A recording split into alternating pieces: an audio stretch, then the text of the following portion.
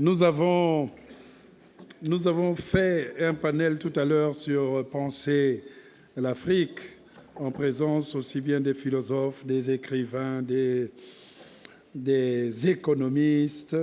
Et nous avons pensé que naturellement, le deuxième panel passerait par l'écriture. Donc, écrire l'Afrique aujourd'hui, c'est dans une certaine mesure aussi reconsidérer notre regard, le regard qu'on porte sur l'écrit venu du continent noir.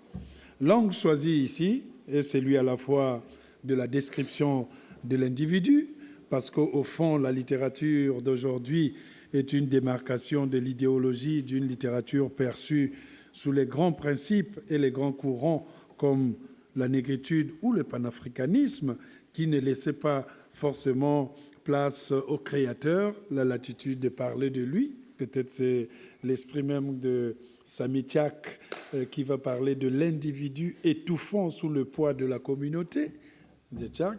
En cela, il est parfois question de reconsidérer l'histoire, de repenser la place de la femme noire dans la société occidentale, comme va nous le dire Lucy Mochita.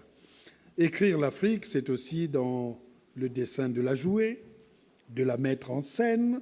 Je crois que Nyanguna devait être là, mais il doit être embouteillé quelque part. Donc on va commencer par scruter comment le nous occulte parfois le moi avec le romancier Samy Tchak. Samy Tchak est né au Togo. Il a fait des études de philosophie, donc encore un autre philosophe qui a laissé la philosophie pour être écrivain. Une licence de philosophie dans son pays, et il a enseigné dans son pays pendant 3 ans, au Togo. Il s'est installé en France depuis 1986, où il a obtenu un doctorat de sociologie qu'il a soutenu en 1993 à la Sorbonne 5.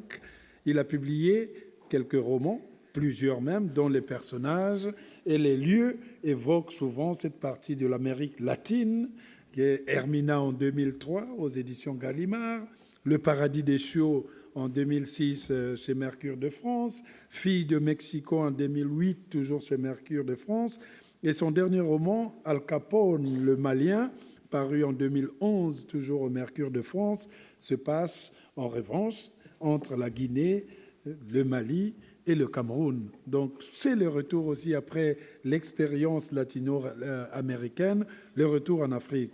Comme essayiste, Samy Tchak a publié La sexualité féminine en Afrique en 1990 et aussi Formation d'une élite paysanne au Burkina Faso en 1995. Mais il a d'autres essais qui sont parus, notamment La couleur de l'écrivain aux éditions de L'Acheminante, ou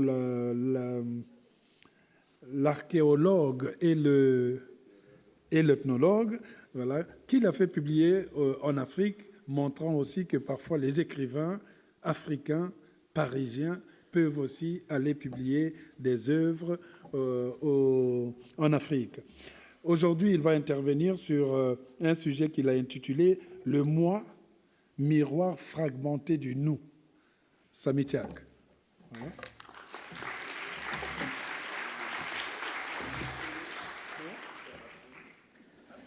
C'est vrai qu'on a parlé de l'Afrique. C'est quand même une chose absolument fascinante pour l'écrivain, mais qui devient inquiétante pour une bonne raison. Nous sommes quand même dans une sorte de holisme consensuel. Quand on est africain, on parle de l'Afrique. La question qu'on ne se pose pas souvent, c'est pour un écrivain surtout, ça signifierait quoi écrire l'Afrique, écrire un continent? Ça nous place d'emblée dans une extériorité globale, alors qu'en réalité, l'écrivain tente de montrer peut-être une intériorité, de préférence individuelle, qui nous permettent de rejoindre l'universalité de l'humain. Je pense quand même que l'écrivain a un sujet, un unique sujet, qui est l'humain. L'humain peut être idéalement placé dans la théâtralité la plus diverse des sociétés et du monde. Mais l'humain ramené aussi à des invariants universels. pas l'universel professé à partir de la France, du Togo, du Gabon ou de la Chine, mais l'universel en ce sens qu'il nous ramène à quelque chose de très beau qui est en même temps tragique, la condition humaine. Pour moi, c'est quand même ce que la littérature recherche, la condition humaine. Je pars d'un exemple simple quand je parle du moi, qui serait quand même à l'image de ceux nous fragmentés. Pendant un bon moment, il a été question pour les littératures africaines, vues par les auteurs comme par les spécialistes, d'être peut-être représentatives des problèmes collectifs. Je crois d'ailleurs que c'est ce que Mongo Betty disait, et c'est ce qui peut-être lui a valu sa plus célèbre erreur quand il s'en prenait à Camara Lai au moment où il avait publié L'Enfant Noir pour parler de lui, Camara Lai, au moment où il y avait cette nécessité d'élaborer, peut-être à partir de la littérature, des théories critiques de la société dominante. Il y a un moment, je pense que tout cela est fini. L'écrivain peut partir de soi, partir de ce qu'il veut de n'importe quel lieu. Je me souviens la première fois que j'avais fait cette expérience de lecture exaltante, surtout que l'auteur était une femme. Non, je dis ça, bon, ben, elle n'est pas là. Oui, bon, je n'aurais pas exprimé ça de cette façon-là. C'est Ken Bougoul avec le Baobab fou. Je crois quand même que toutes les personnes qui l'ont lu et écouté ont peut-être eu la meilleure expérience de la mise en scène de l'individu, tant dans le livre que dans la façon de présenter ce qu'elle écrit. Parce que Ken Bougoul, c'est aussi une mise en scène de soi. Elle assume ce qu'elle a écrit sur elle et elle l'assume même en public. À un moment, elle l'explique très bien. Pourquoi elle a fini par prendre comme nom de plume Ken Bougoul? Elle l'a pris parce que l'éditeur de NEA lui avait dit, avec ce que vous avez écrit, vous ne pouvez pas le signer dans la société sénégalaise de votre propre nom. On voit quand même une sorte de différence quand même entre la littérature parlant de nous, qui est peut-être beaucoup plus facilement accueillie, et la littérature qui témoigne de l'expérience la plus individuelle, qui peut aller parfois dans nos fêlures, dans nos ombres, dans nos obsessions, dans nos fantasmes, qui nous rendent à un moment indignes d'être les représentants d'une société globale dont l'objectif parfois est de montrer au monde ce qu'elle a de plus noble. Or, la littérature est aussi le domaine où on peut montrer la noblesse de l'ordure. Parce que tout ce qui est à l'intérieur de l'humain est pour moi noble, au moins comme sujet. C'est ce qui fait d'ailleurs que, personnellement, je l'ai dit dans ma pratique, il y a à la fois la mouche et puis l'abeille. S'il faut aller dans les ordures, chercher peut-être les mauvaises ordures, les mauvaises odeurs qui nous rendent frères et sœurs par-delà les frontières, j'y vais sans hésiter. Je sais aussi qu'on a besoin de miel. Je me transforme en abeille, j'y vais sans hésiter. Comment l'écrivain, dans ces conditions, avec la liberté que chacun de nous revendique, peut être celui qui écrit un continent? Avons-nous la capacité d'écrire un continent? Quelle serait ma meilleure façon d'écrire un continent? Est-ce moi qui écris un continent ou est-ce le spécialiste qui voit le continent dans ce que j'écris? Quand on pose les questions de cette manière-là, on revient vraiment aux questions beaucoup plus modestes de littérature par rapport au discours d'un spécialiste.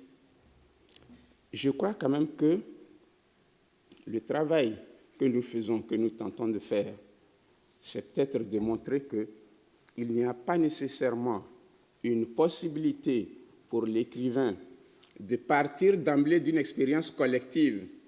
Il y a une obligation, à mon avis, de partir d'une intériorité individuelle, d'une expérience absolument particulière.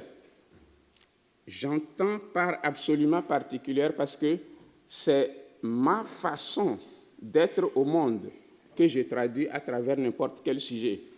Or, toute expérience strictement individuelle est forcément collective. C'est peut-être en ça que l'écrivain peut être à la fois le miroir de soi et le miroir des autres. Dans ces démarches-là, on a pas mal d'auteurs qui le font de manière très différente. J'ai cité Ken Bougoul, je peux citer Fatou Diom, je peux citer Alain Mabankou, qui, à un moment, se sont plus ou moins décalés des démarches qu'ont eues nos aînés comme Henri Lopez, avec le pleurer rire que nous citons même dans nos textes. Mais quand on parle de littérature, je crois quand même que ce n'est pas nécessairement la démarche extérieure que nous imposons qui compte. Pour un écrivain, le plus important, quel que soit l'angle d'entrée, c'est la qualité du traitement. Et assez souvent, avec nos littératures, certains spécialistes oublient cet aspect-là. Ils l'oublient au point de nous mettre dans une sorte de nivellement où chaque produit est de la matière. Or, nous parlons quand même d'une production de valeur esthétique qui permettrait peut-être de hiérarchiser un tout petit peu ces productions-là.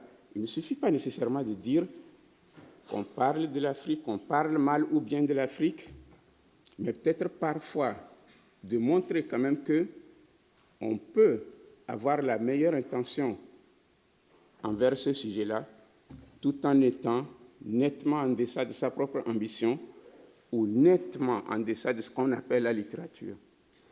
Ce que je crois, moi, personnellement, c'est qu'à un moment, on ait ces critères littéraires pour évaluer une démarche individuelle avant peut-être de parler du continent qui, assez souvent, sert peut-être d'un paravent où même la médiocrité peut avoir ses heures de bonheur.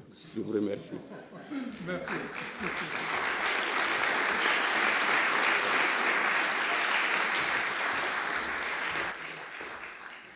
Merci Samy Tchak. Je crois que vous aurez des problèmes avec les médiocres, hein, parce que là, c'est mal paré. Non, mais je pense qu'on retient de cela aussi que l'expérience individuelle, comme l'a dit Samy, est forcément collective. Hein. On l'a connu avec Victor Hugo, malheureux qui pense que quand je dis « je », et que ça ne le concerne pas, nous sommes là, la qualité même du traitement de texte. Je pense que parfois le continent est très grand et que c'est parfois une prétention de dire qu'on va le porter tout seul. Dans ce cas, il faut faire peut-être son travail individuel et l'inscrire dans une chaîne qui ferait que les additions d'un travail individuel ici, d'un autre là, eh bien, ces additions feront que nous avons une cohérence qui pourrait se lire dans un cercle plus collectif. Je pense aussi que Samy a raison lorsqu'il dit que toute expérience individuelle est forcément collective et que quand on écrit, on traduit sa condition humaine, sa façon d'être au monde qu'on est en train de traduire. Peut-être aussi c'est le sens que donne Lucy Mouchita pour son intervention. Lucy Mouchita, qui est une romancière et essayiste, née dans l'actuel Zimbabwe, alors appelé à l'époque Rhodésie du Sud. Elle a grandi dans un village traditionnel à l'époque de l'apartheid. Et en 1986, c'est-à-dire 6 ans après la fin de l'apartheid, Lucy Mouchita est venue vivre en France. Après un court séjour aux États-Unis, elle est rentrée en France de nouveau en 1994. Elle a commencé à écrire son fameux roman « Chinongwa », qui est son premier roman, inspiré de son expérience, de la vie réelle d'une vieille dame de son village natal plutôt. Et en 2000, Lucy Mouchita revient encore en France et s'installe à Nancy, où elle enseigne actuellement, entre autres, à la faculté de lettres de Nancy 2. Son livre, que je vous recommande chaudement, si vous ne l'avez pas encore lu, Sinongwa, a été traduit en français et publié par Actes Sud en 2012. J'attends avec impatience son deuxième roman et son intervention aujourd'hui traduira aussi peut-être les questions qui la tracassent, les questions sur lesquelles elle travaille depuis longtemps. Son intervention est intitulée « Africaine d'aujourd'hui, africaine d'hier » et on salue l'arrivée de Gauze. Voilà. Voilà. Lucy Mochita, une fois que Gauze aura fini de gauzer, comme on dit. Donc, je répète, africaine d'aujourd'hui, africaine d'hier. Voilà.